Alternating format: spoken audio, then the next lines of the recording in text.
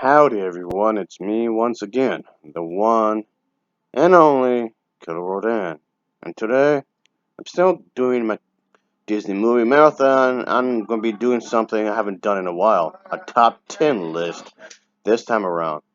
But just to let everyone know who comes across this video, it's going to be some spoilers. Yep, quite a bit of spoilers in this video, so if you haven't seen this film as of yet, for whatever reason, just stop looking at this video right this second. Or if you just don't care and just gonna watch the movie anyway, regardless, and be my guest then. Or if you already seen the movie and you want to watch this anyway too, that's fine as well, I guess. That's perfectly fine. But the theme for this video is going to be talking about some of the gloomiest moments in Frozen 2. Yeah, I know, I'm talking about this film again. It's my channel. I'll talk about it as many times as it wants. Yeah, it's going to be a top 10 list, but none of this is going to be in any specific order. Why? Because I felt like it. That's why. So anyway, let's just get into it, shall we? So, here we go.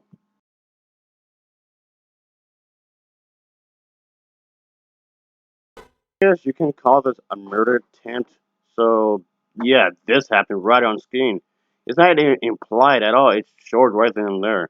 But of course, thankfully, Elsa herself took control of the situation and took immediate action and made this horse be under her control. So, yeah, and the horse just keeps trying over and over again, trying to drown her. Yep. And just doesn't stop. Pretty much become pretty relentless about this kind of a thing here. So, yeah. And that got really gloomy there. It got really, really gloomy. I know this is something you don't really normally expect to happen to a queen of all characters in Disney films. Yeah, I mean, usually, not always, usually queen characters are most of the time are not taken center stage because to make room for the princess characters.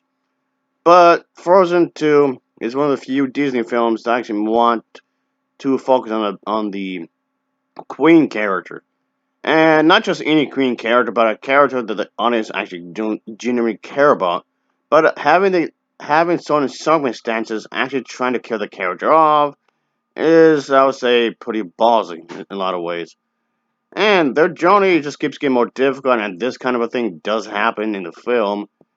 And yeah, you expect this to be more lighthearted, but no, things just continue to take more of a darker tone. So I guess I gotta appreciate the film for being, having a bit different tone compared to the first film and doing this kind of a thing towards the character, again, a queen of all characters, is, I guess, definitely something we consider as pretty ballsy, like I was trying to say a moment ago, because of the fact that Disney usually don't do this kind of a thing when it comes to queen characters, by which I mean they're usually off screen somewhere. They're usually just somewhere doing something. And like I said, when it comes to Disney animated films, the queen is usually in the background somewhere doing something at some point. But in this film, it's more center stage, like in the first one was. It's one of the few occasions where they're trying to do that and have the queen character have more, more of a character. And doing this kind of thing, attempting to kill her off in this manner, is, yeah, I guess pretty insane to think about it, but hey, can't blame the film for taking risks.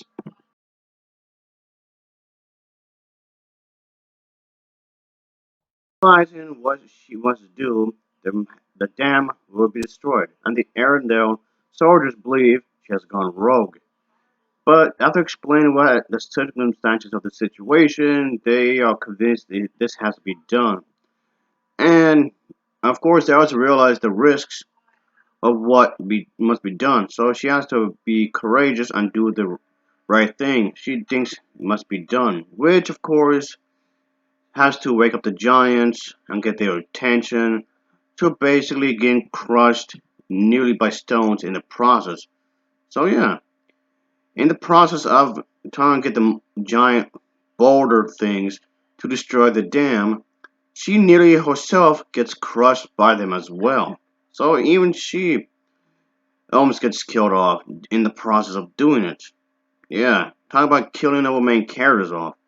Movies don't really do this that often. Killing the main character off in any film, animated or otherwise, is something that's usually not done.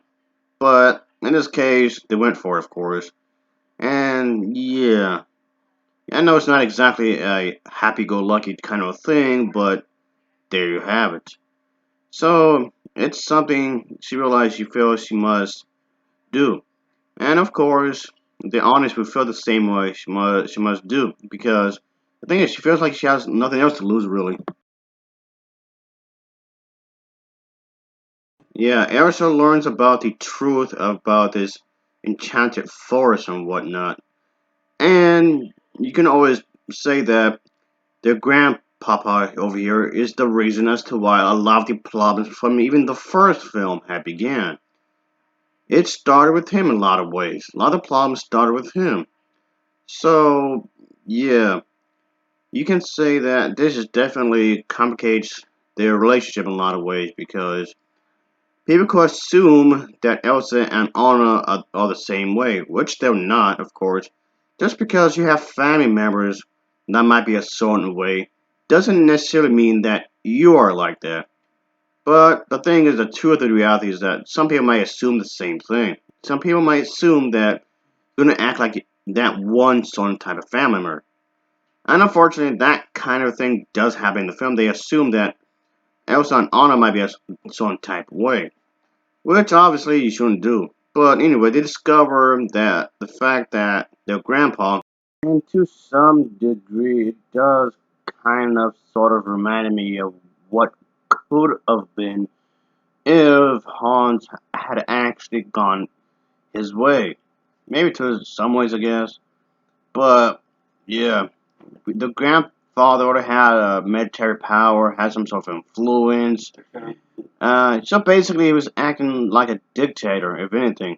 Yep, a dirty communist, if anything, is what comes to mind. So yeah, it just comes off like maybe if Hans had gone his way, maybe this could have been what he would have gone down to. Using his political influence for his own good, and only for working for his people and no other group. Yes, it sounds as despicable as can get. Of course, Elsa and Anna felt totally disgusted, discovering the fact that this was a part of their bloodline, unfortunately. Well, you can't always trust everybody in your family, I guess, when it comes to this kind of a thing, and this does show that. Having some sort of family issues within the family itself, and having an animated movie discuss this kind of thing, seems to be a rarity.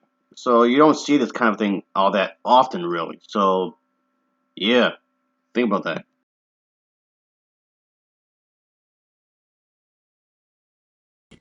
Again, putting the queen in a serious danger where she dies, even if it's for temporarily, but still, folks, yeah, this happens, obviously.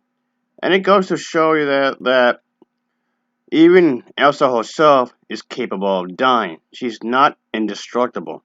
So, in some ways, you can always argue that maybe she's been over reliant on her powers, and it shows that she's actually vulnerable even with the powers. And in a lot of ways, you can say she became somewhat overconfident because she thought she had a handle of the situation.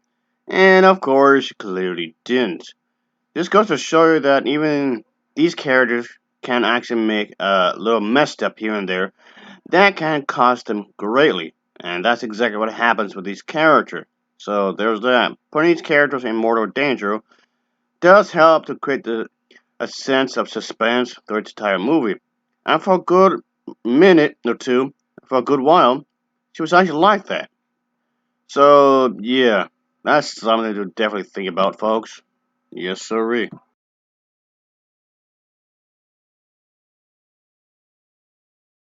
Realizing that she's the cause of their parents' death, Elsa starts to feel extremely bad.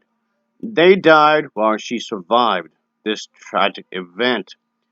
And yeah, of course, as a result of all this, she feels incredibly guilty for this kind of a thing. So she feels like if she never had any of these powers, their parents would have still been around. She and Anna discover that they were going to this place to discover what is the exact source of Elsa's power. But upon doing so, they died. And yeah, of course, it causes her to some great grief as a result. Yeah, boy, there's a lot of dying in this movie. Come to think of it, there's a lot of dying. But anyway, point being is that this kind of thing does become an important plot point of this film where it shows that bad things can happen to good people, which, yes, is unfortunate, and that is in fact a part of reality. It does happen, unfortunately. So this is one good way of showing that this kind of a thing can happen to anybody, no matter how good you are, how good-hearted you are. Bad things do unfortunately happen.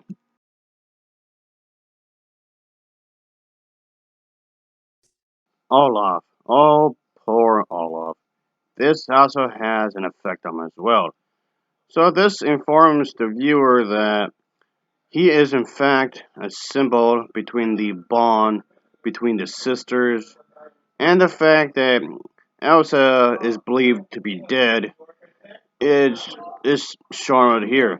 And the fact that he goes away just cements the idea in Anna's mind that she loses a lot of hope and she feels like there's so doomed. I guess you can say her journey just becomes even more complicated than what it is.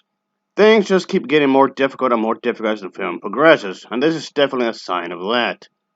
The fact that the character of Olaf dies, even if it's just momentarily, just shows that there's a struggle with these characters. Not everything is all sunshine and rainbows and whatnot. This film does display the fact, even if, despite the fact that our main characters are the main characters, things can become more problematic, even if they may have planned certain things. Even if you planned to the T, there still could be some complications occurring anyway. They had a plan of what they want to do, but still managed to get some stuff in the way regardless. Well, that's life for you, I guess. Things do happen. And this kind of thing is a theme throughout the entire film. Things do happen, unfortunately, whether you like it or not.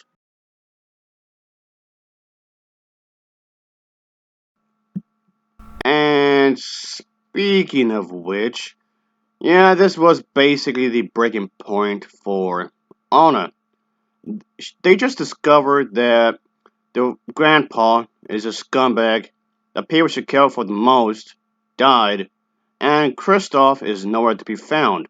So there's definitely no immediate help for her at all. She's stuck in a cave and she doesn't know what to do really. I mean, okay, I wouldn't necessarily be stuck, but there is a way out, and she needs to find a way out.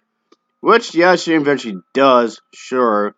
But then again, it just goes to show you that this movie is trying to display that just because of the main characters doesn't mean it's going to be automatically easy for them. Which, when you think about it, does make it rather realistic. In a world with talking animals and whatnot, and talking snowmen, I guess they're trying to give you a sense of realism to make it seem grounded.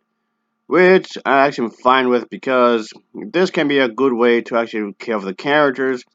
And just because there are elements in the film that are magical, that doesn't stop bad things from happening to these said characters. And that's exactly what happened. It just comes off, things just keep getting worse and worse and worse. And worse and worse and worse.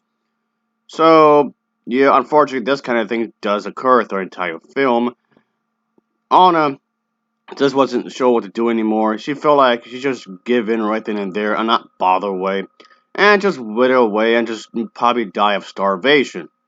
Which for a moment seemed like a possibility because he was actually willing to be subdued by the darkness. So, yeah, that just makes this entire thing even more gloomy when consider the fact he was actually willing for a brief moment to just die right there, whether to starvation or what anything else for that matter.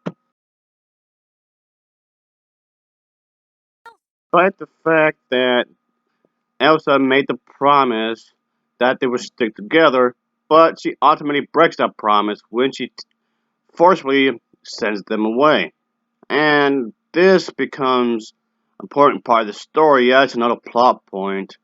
But they realize that things are getting too crazy for their own good. So Elsa does realize that this is happening. It's going to be too much for them, and she has to go there alone by herself to discover the source of her powers.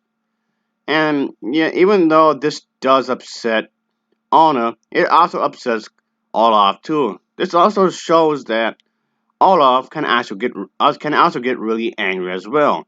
He's displaying human emotions, which does make sense considering the fact that there was a certain bond between the sisters and whatnot. So there's that. This just further amplifies the fact that these characters are in serious danger. And I like that because it shows that nobody's safe. That's one way of creating suspense. Obviously, this is definitely a good way to do that. And it shows that you can show the children who is watching this that you can't always be living in a bubble. That's a good way. That's a good way of saying it. You can't always live in a bubble. Life itself, can become rather complicated.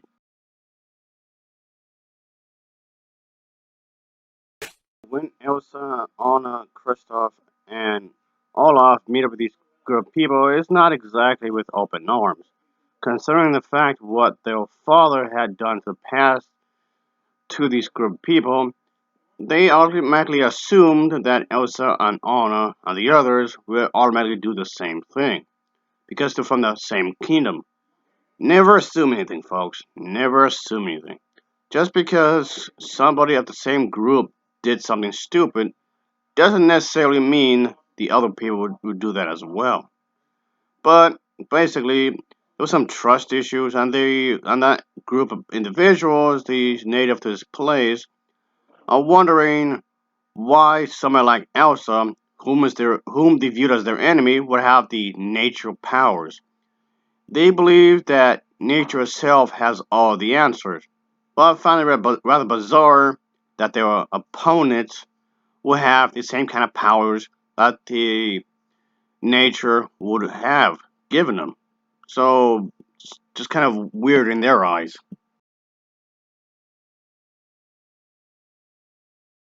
It's been established that Kristoff isn't really someone that knows anything about relationships, and it shows here, and especially throughout the entire film. He doesn't know how to handle certain situations when they come in hand. Of course, they're going to be consistent with what's going on with the first film and has a reflection on this film as well. And yeah, Kristoff says the wrong thing at the wrong time, which results Anna goes to look for her older sister, which of course is Elsa. And yeah, folks, for a good chunk of the movie, they are not together really. They're not that close, at least physically anyway. They're not physically close for a good chunk of the film. And yeah, things just continue to go spiral out of control for these characters. And that's one of the things one of many things I liked about the film. So yeah, I know I made this video rather lengthy, and I do appreciate anybody actually for watching this. So I did have quite a bit to say about the movie. This is something I've been meaning to do for a good while, so I just took this as an opportunity to discuss specific moments throughout the entire movie. I mean, those other moments I did like. There are plenty. I mean, I do mean plenty of moments I did like. But I don't really want to mention them because this video will go on a lot longer than it really is. This video alone is nearly half an hour.